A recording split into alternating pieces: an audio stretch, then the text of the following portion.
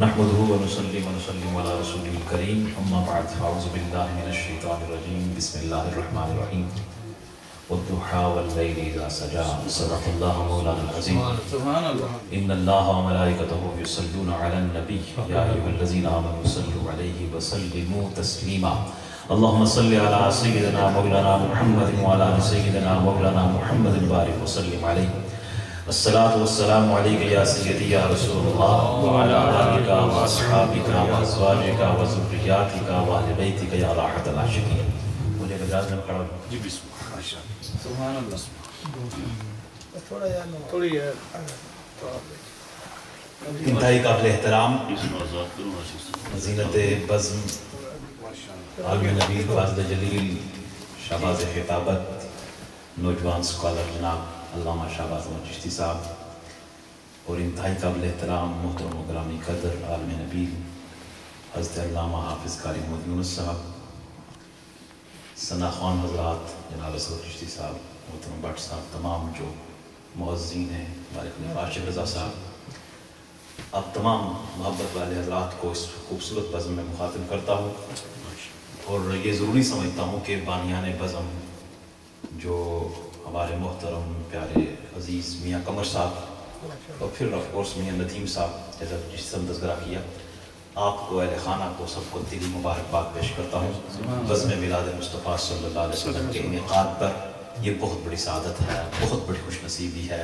N سعادت بزور بازو نیستا نہ بخش خدا بخشندہ، یہ وہ سعادت ہے جو انسان اپنی کسی قابلیت اور صلاحیت کی بنا پہ حاصل نہیں کر سکتا۔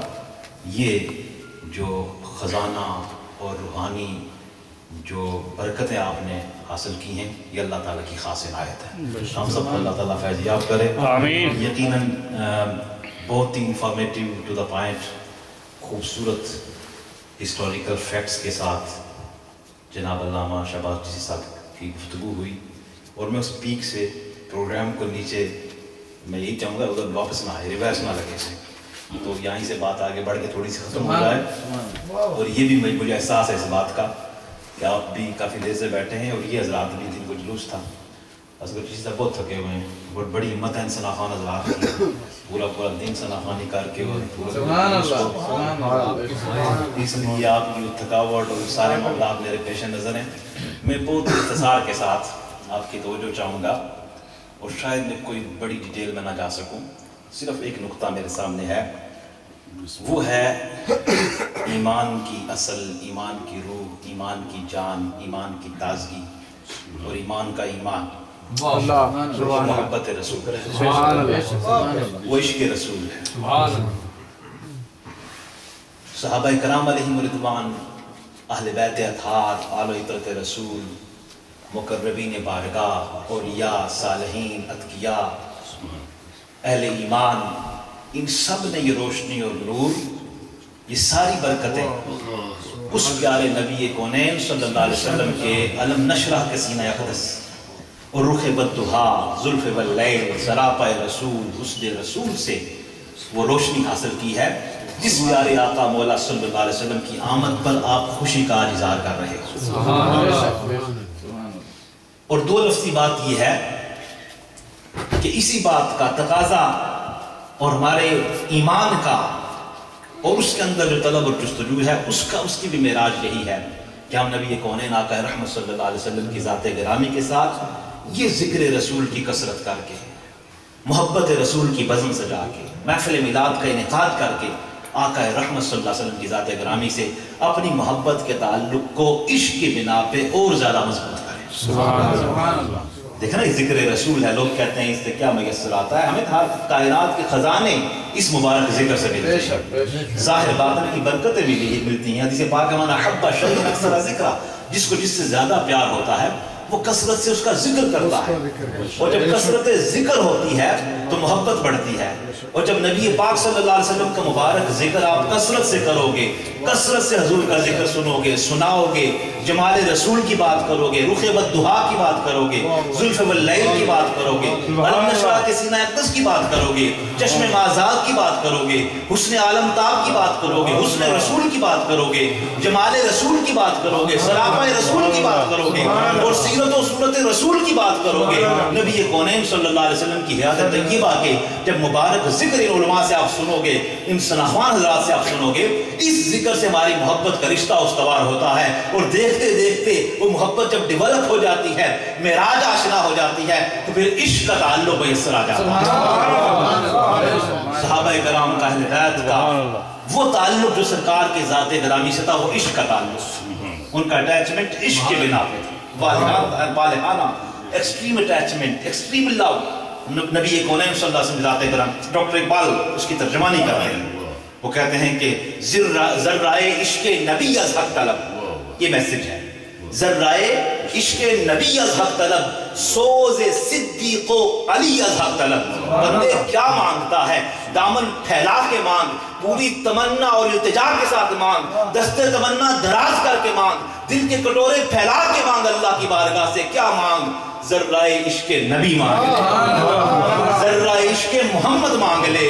یہ ذرہ جس گھر میں اس ذرے کی ایک رمق آ گئی، وہ گھر کائنات تک تابد جگمگاتا ہے، روشن روشن ہو جاتا ہے، ان کا نور بن جاتا ہے، اور اس کٹیا سے نور آگے آگے پھیلنا شروع ہو جاتا ہے۔ عشق رسول کا ذرہ مانگ لے، اور کس انداز میں عشق رسول مانگ؟ سوز صدیق و علی از حق طلب۔ سیدنا صدیق اکبر اور مولا حیدر کرار کا جو ذوق تھا، جو شوق تھا، جو وجد تھا، جو کیف تھا، جو سرور تھا، جو مستی تھی، جو محبت تھی، جو عشق کا تعلق دربار رسول میں تھا، وہ تعلق مانگ لے۔ اور اقبال نے اور تصور دے دیا، اسی عشق کی جہت کو یوں بھی بیان کیا جو کہ ایمان افروز ہے۔ وہ کہتے ہیں کہ صحابہ کرام کا تعلق کیسا تھا، اہل بیت کا، فرماتے ہیں قوت قلب و جگر از گردد نبی۔ شہباز صاحب کے سماعت کی نظر، قوت قلب و جگر گردد نبی، یہ حاصل کلام ہے، میری تقریر یہی ہے۔ قوت قلب و جگر گردد نبی، از خدا محبوب تر گردد نبی۔ لوگوں ایسا تعلق بن گیا کہ ہمارے قلب و جگر کی طاقت محمد بن گئے، ہمارے قلب و جگر کی قوت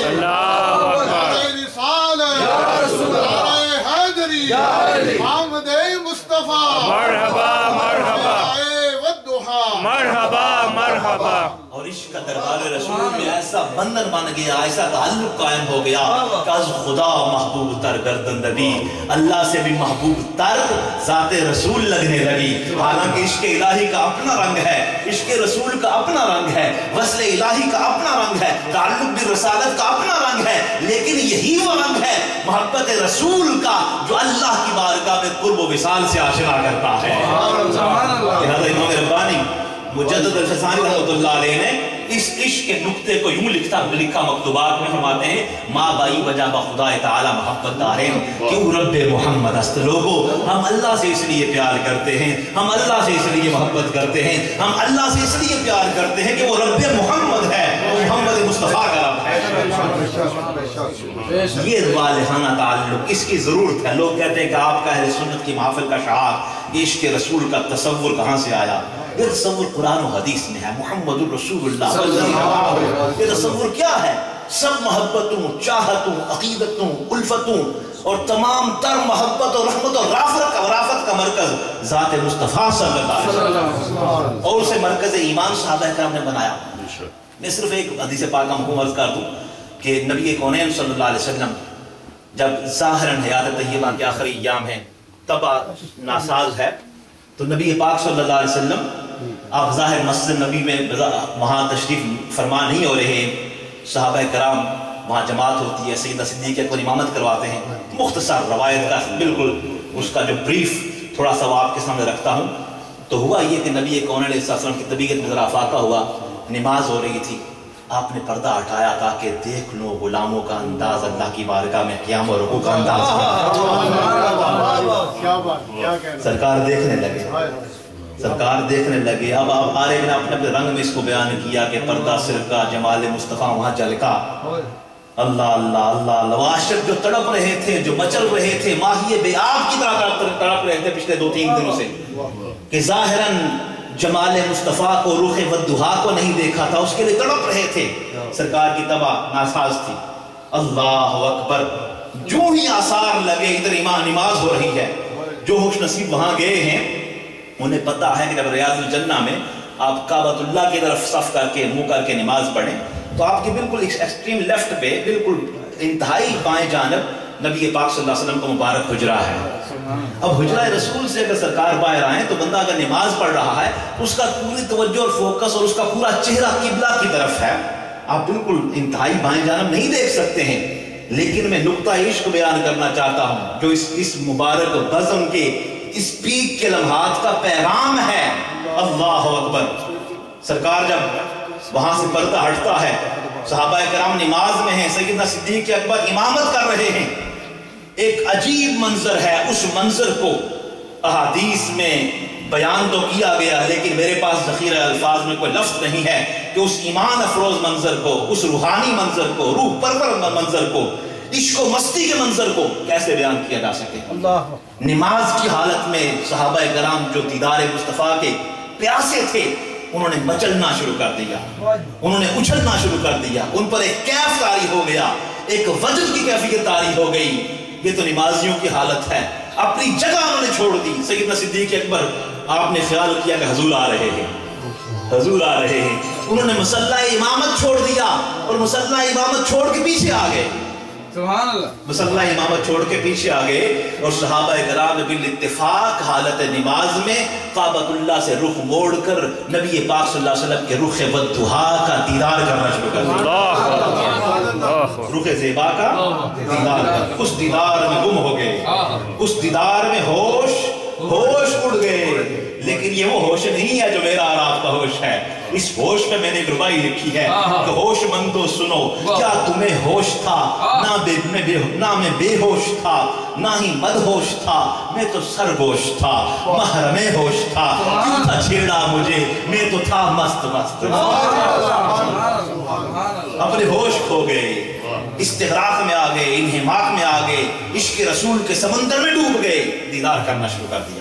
اب اس پہ بہت سی علمی ڈیبیٹ ہو سکتی ہے، فقہی بحث ہو سکتی ہے، بہت سی باتیں ہو سکتی ہیں. فقہ کا مسئلہ یہ ہے، آپ کعبۃ اللہ کی نماز پڑھ رہے ہیں، اگر آپ کا یہ پورا سینہ قبلہ کی ڈائریکشن سے ہٹ جاتا ہے نماز آپ کی ٹوٹ جاتی ہے. لیکن یہ زینت جو صحیح حدیث کی کتابوں میں معتبر روایات کے ساتھ جو یہ روایات موجود ہیں، ان میں یہ بات موجود ہے کہ صحابہ کرام نے اپنی جگہ چھوڑی، صدیق اکبر اپنا مصلی امامت چھوڑ کے پیچھے آ گئے. یہ سارا منظر دیدار کرنے لگے تو سرکار نے کیا کیا؟ سرکار نے منظر دیکھا، فتبسم ضاحکا. نبی پاک صلی اللہ علیہ وسلم مسکرا گئے، مسکرا کے ہنس پڑے. اللہ اکبر. یہ منظر دیکھ کے مسکرا پڑے، مسکرا پڑے. یہ نہیں کہا کہ نماز ادھر پڑھ رہے تھے قبلہ کی طرف، نمازیں تمہاری ٹوٹ گئی ہیں. فتبسم ضاحکا فاشار الیہ اتم الصلاۃ. سرکار مسکرا گئے، غلاموں کے منظر کو دیکھ کے خوش ہو گئے، ان کی عشق و مستی کو دیکھ کر خوش ہو گئے. ان کی طرف اشارہ کیا کہ یہیں سے نماز کو مکمل کر لو. اتم الصلاۃ، نماز کو مکمل کر لو، وہیں سے نماز کو مکمل کر لو. یہ عشق رسول کا نقطہ ہے. اور میں ایمان سے کہتا ہوں کہ صحابہ کرام کی وہی نماز سب سے اعلیٰ بالا معراج آشنا ہو گئی جس میں نبی پاک صلی اللہ علیہ وسلم کا دیدار ہو گیا. اللہ اکبر. غلام ہے، غلام ہے، رسول کے غلام ہیں، غلام ہے، غلام ہے، رسول کے غلام ہیں. میں نے اس روایت کو قلم بند کیا اپنے الفاظ میں کہ حسن مستور کا نور جھلکا تھا جب، حسن مستور کا نور جھلکا. تھوڑی سی ویٹی اردو ہے، حسن مستور کا نور جھلکا تھا جب. یہ حسن مستور جو پردوں کے اندر حسن ہو. نبی پاک صلی اللہ علیہ وسلم کے حسن پر ان گنت پردے، 70,000 کا تذکرہ بھی ہے. ان گنت نور کے پردے ہیں، نور کے پردے ہیں، نور کے پردے ہیں. اور حقیقت مصطفیٰ کا اظہار نہیں ہوگا. وہ دیکھیں نا سیدنا ویسے کرنی کو ملنے سرکار کے حکم کے مطابق سیدنا عمر فاروق، سیدنا مولا حیدر قدار آئے تھے. جب بات چیت ہوئی سرکار کے حسن کی، صورت سیرت کی بات ہوئی تو ویسے کرنی ان سے پوچھتے ہیں، سنگیو بتاؤ کیا آپ نے حضور کو دیکھا ہے؟ کیا آپ نے حضور کو دیکھا ہے؟ اللہ حضور کو انہوں نے اس بات میں جواب دیا، فرمایا نہیں، آپ نے ان کا ذل دیکھا ہے، سایہ دیکھا ہے. اللہ یہ بھی دیکھنے والے بلند مقام کے ہیں نا. ولی کوئی بھی صحابی کو مقام کو تو نہیں پہنچ سکتا، لیکن یہ ذوق و شوق، کیف و سرور، عشق و مستی کی باتیں ہیں، محبت و پیار کی باتیں ہیں، اور باطن کی کائنات کو آباد کرنے کی باتیں ہیں. ربائی سنا کے بعد ختم کرتے ہیں قاری صاحب. حسن مستور کا نور جھلکا تھا جب چہرے سب مڑ گئے سوئے محبوب رب. چہرے سب مڑ گئے سوئے محبوب رب. کہہ دیجئے اللہ اللہ اللہ اللہ اللہ اللہ اللہ اللہ اللہ اللہ اللہ. دعا کریں اس بزم سے اٹھنے سے پہلے ہمارے دلوں کے چہرے محبوب رب کی طرف مڑ جائیں. پرشین میں اس میں لکھا کہ صد کتاب و صد ورق در نار کن, صد کتاب و صد ورق در نار کن, سوئے دل را جانب دلدار کن. 100 کتابوں 100 اوراق کو اٹھا کے آگ میں ڈال دو, نہ علمہ وچ پھسا سانوں کو یار دی گل سنا سانوں. ہر چیز کی اپنی امپورٹنس اہمیت ہے, میں اس پر طرف نہیں جاتا. کہا یہ 100 کتاب 100 اوراق آگ میں ڈال دو, کام کرنے والا یہ ہے کہ سوئے دل را جانب دلدار کن, اس دل کے آئینے کو دلدار کی طرف کر لو, اللہ کے پیارے محبوب کی طرف کر لو, وہیں سے تو سب کچھ ملے گا. تو لکھا میں نے حسن مستور کا نور جھلکا تھا جب چہرے سب مڑ گئے سوئے محبوب رب. مست صدیق بھی اور صحابہ تھے سب, کیسے کرتے قضا تھی ادا مست مست.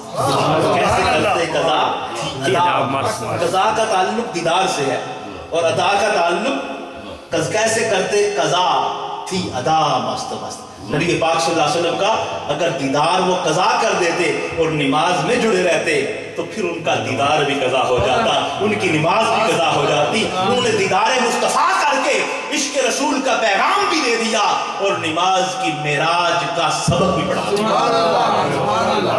اللہ تعالیٰ اس گھر کو گھرانے کو خاندان کو سلامتی عطا فرمائے.